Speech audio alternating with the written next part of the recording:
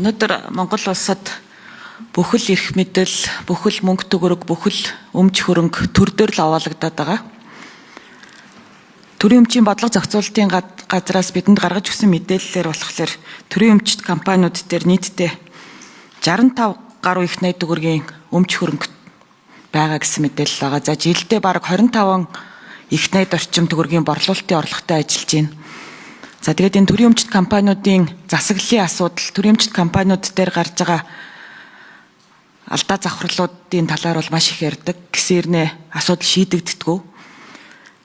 За хувь санаачлагчийн оруулж ирж байгаа асуудлыг бол маш сайн ойлгож байгаа. Төрийн өмчт үйлдвэрийн газар гэдэг иргэний хуульдч байхгүй, компани хуульдч байхгүй, ийм нэг юм сонин нэршлэр бол он удаан жил тодорхой байгууллагууд бол үйл ажиллагаа явуулсан. Тэрийг л ойлгож байгаа. Гэхдээ гишүүдийн хилээд байгаа нийтийн өмчийн тухай хууль болон одоо бусад хуулиудтайгаа хамтраад явах уу гэдэг дээр бол одоо бас эргэлзээ байна. За би нэг тодорхой хэдэн асуулт асуумаар байна. За төрийн өмчийн бодлого зохицуулалтын газраас шууд зохицуулж байгаа 99 байгууллагаас 17 төрийн өмчт үйлдвэрийн газар гэсэн байна. Яг ямар компаниуд байна вэ? Энэ компаниудын одоо нөгөө нийтлэг мэдээллүүд байна шүү дээ. Өмч хөрөнгийн хэмжээ, борлуулалтын орлого, ашиг алдагдал тэр мэдээллүүдээ бас өгмөр байна. За орон нутгийн түвшинд бол одоо бараг хэдэн мянган компаниуд байгаа шүү дээ. За тэдгээр дотор бас яг энэ төрийн өмчт үйлдвэрийн газар гэдэг ангилалд хэдэн компани харьяалагдчихж байгаа вэ?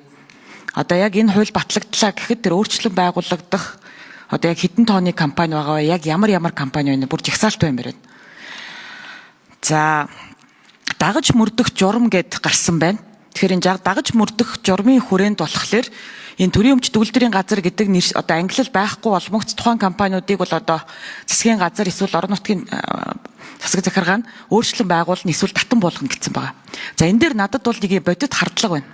Өнгөрсөн хугацаанд тийм төрийн өмчт компаниуд дээр байгаа одоо энэ алдагдaltaй ажилласан байдал, авилга, албан тушаалын гэмт хэрэгтэй холбогдсон байдал, олон алдаа завхарлуудын талаар ярьсан. За тэгмэгц одоо өөрчлөн байгуулах эсвэл татан буулгах нэрийдлэр энэ бүх одоо баримт дотлохоо нь алга болохгүй гэсэн бодит одоо юу гэдэг хардлага байна. Энэ асуудлыг бол хувь санаачлагч бас яаж харж байгаа вэ гэж. За дагалдах хуулиар энэ засгийн газарт эрх олгох тухай 91 оны хууль орж ирсэн. За түрүүн цэнгүүн гишүүн манаас хэллээ. Энэ хуулийг бол одоо бие даасан байдлаар бас Улсын их хурал хилц хэсгийг нь бол шийдвэрлээд ингээд явж байгаа гэж ойлгож байгаа. Тэгээд давхардаад ороод ирчихэж байгаа нөхцөлд одоо өнөөдөр бол энэ бараг хилцэхгүй байх нь одоо хилц хэсгийг нь бол дагалдах дээрээ дэмжихгүй байх нь зөв гэж хараад байна. За тэгээд эхний ээлжин саяны хэдэн асуултанд яг тодорхой хариулт өгнө.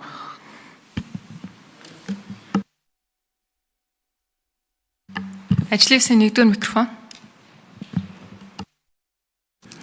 За жаргалан шиг асуултанд хариулъя. Ер нь бол орон нутгийн хэмжээнд бол 105 одоо төрийн өмчт үйлдвэрийн газар байгаа. За нийслэлд бол нэг 40 гаруй. За хамгийн их олон нь одоо Өмнө Говь аймагт. За эдгээр байгууллагууд бол их олон чиглэлээр үйл ажиллагаа явуулдаг.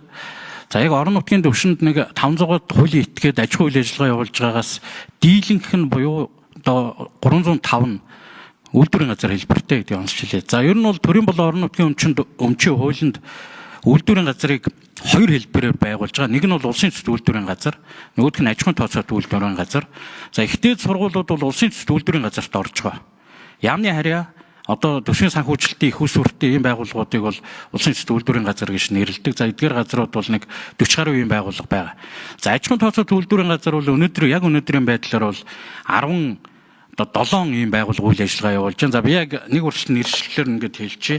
За Эрдэнэт үйлдвэр, Эрдэнэс Critical Minerals одоо Монрос, Зав тээврийн үндэсний төв, зам тээврийн хөгжлийн төв, барилгын хөгжлийн төв, геологийн судалгаа шинжилгээний төв, дипломат байгууллагын үйлчлэгээ эрхлэх газар, Монгол кино нэгтгэл, үндэсний ашиг шаваагийн бэлтгэл сургалтын төв, мэдээлэл технологи үндэсний парк, засгийн газрын автобаз, эрчим хүчний эдийн засгийн хүрээлэн, замын үдийн дулааны станц, Монгол Кувейтийн байгууллага, уур амьсгал өөрсдийн хамтын ажиллагааны судалгааны төв, уур амьсгалын өөрчлөлт хамтын ажиллагааны судалгааны төв. Энэ дээр Монгол Кувейт аялал жуулчлалын хөгжлийн төв хоёрыг нийлүүлээд өөрсдөн зохион байгуулсан байна. Ер нь бол өнгөрсөн хугацаанд нэг 4 орчим үйлдвэрийн газрыг бол өөрчлөн байгуулж нэгтгэж нийлүүлсэн юм одоо үр дүнтэй байгаа. За яг нь ер нь бол энэ аж ахуй тооцоолт үйлдвэрийн газрууд маань бол төртөө гэрээлэх замаар төрийн зарим нэг ажил үйлчлэгийг л төрийн нэрийн өмнөөс хийж байгаа юм л байгууллагууд.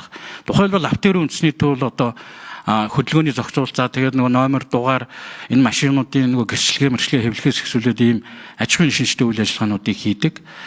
За 96 онд батлагдахтаа бол энэ төрөмч үйлдвэрийн газрын статусыг энэ төрийн бол орон нутгийн өмчийн хуулинд их тодорхой зоогоод өгсөн ийм л зүйл. За би нэг нэмэлттэй сүүлийн асуулт. Сайн зураг гишүүн. За жаргалан гишүүний асуултанд хариулъя. Аливаа хуулийн этгээдийг татан буулгах үед юм уу? За зорилгодоо хүрлээгээ татан буулгаж болно. Эсвэл одоо дампуурал төлбөрийн чадваргүй болоод татан буулгаж болно.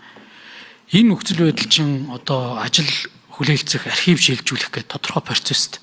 Хэдүүлээ одоо нэг ийм юм алга болчихно, энэ тэр гэдэг юм чинь байхгүй шүү дээ. Энэ бүх зүйлүүд чинь татвартай харьцаа явж байгаа, нийгмийн татгалтай харьцаа явж байгаа. Харилцагч байгууллагууд яг шилэн дансанд бүх зүйлүүд ингэ суйрлаа явж байгаа. Тэгэхээр би бол ийм зүйл бол гарахгүй байхаа гэж бодож байна. Аль болохоор зөв засаглалгоо явдаг энэ байхгүй бол эний чинь хууль хэрэгжүүлэх доор мөндөд чинь сонгож хэрэглээд шүү дээ. Ядаж энийг нь хаагаад өгөө л гэж байна. Тэгээд дараа нь тэр төрийн өмчийн том реформ явахаар бүр зэгцрээд явна. Тэгэхгүй өнөөдөр ингээд Эрдэнэтээс эхлээд за одоо дөнгөн данга үйл ажиллагаа удагч байгууллагууд байна. Ийм хэлбэр рүү орчхоор чинь яаж бид нар нэг үндэсний баялагын сан, үндсэн хуулийн үзэл баримтлалын дагуу за эргээд энийг олон нийтийн болгох зорилт. Тэгээд энэ хяналтын асуудал энийг дагсан эрсдлийг дараа нь